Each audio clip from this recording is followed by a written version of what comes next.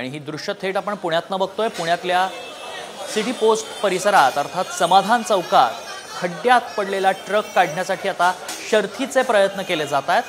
क्रेनच्या सहाय्याने हा ट्रक काढण्यात येतोय। महानगरपालिकेचे आयुक्त राजेंद्र भोसले देखील आता घटनास्थळी दाखल झाले। हा ट्रक कसा पडला ते आपण बघतोय आणि थेट उभाच्या उभा हा ट्रक कोसळलेला आहे या खड्ड्यामध्ये। पेवर ब्लॉक बसवलेला हा रस्ता आहे आणि या रस्त्यावर पार्किंग देखील करण्यात आल्याचं पाहायला मिळतंय। जर आपण नीट पाहिलं तर आसपास दुचाकी देखील असल्याचं पाहायला मिळतंय।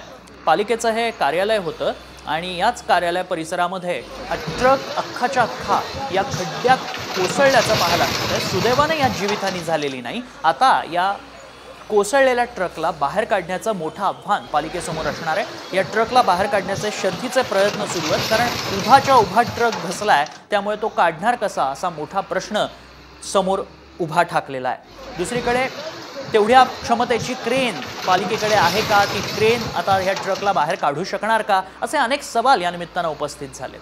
थेट जाणार आहोत आमचे प्रतिनिधी सागर आव्हाड सध्या आपल्या संपर्कात आहेत। सागर, शर्थीचे प्रयत्न सुरू आहेत ट्रक काढण्याचे, कधीपर्यंत हा ट्रक बाहेर काढण्यात येईल?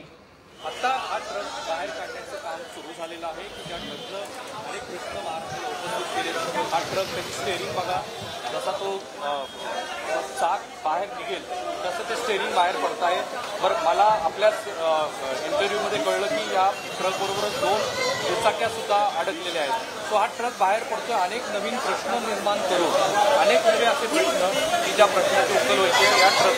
या ट्रकच्या चाकाची अवस्था बघा, हा चाक जो आहे आणि आपण पाहतोय की पूर्ण क्षमतेनं ह्या ट्रकला बाहेर काढण्याचे प्रयत्न आता सुरू झालेत। अर्थात ट्रक बाहेर काढण्यात आलेला आहे, अजूनही केवळ ट्रकचं पुढचा जो भाग असतो, जी ड्रायव्हरची केबिन असते, तेवढाच भाग फक्त बाहेर आलेला आहे। अजूनही ट्रक पूर्णपणे खड्ड्यातच असल्याचं पाहायला मिळतं। क्रेन आणण्यात आलेली आहे आणि या क्रेनच्या साहाय्यानं हा ट्रक उचलण्याचा प्रयत्न केला जातोय। ट्रकला पूर्णपणे क्रेनच्या साहाय्यानं उचलण्यात येणारे हा खड्डा जवळपास 20 फूट खोल असल्याचं पाहायला मिळतं। सुदैवाने यात कोणतीही जीवितहानी झालेली नाही। याच परिसरात पार्किंग देखील केलेल्या दुचाक्या पाहायला मिळालेल्या आहेत आणि अशातच हा ट्रक इथं कोसळलेला आहे।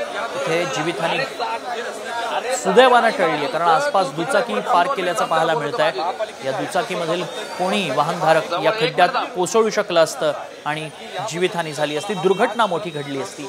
सुदैवानं यात ट्रक चालक देखील वाचलाय।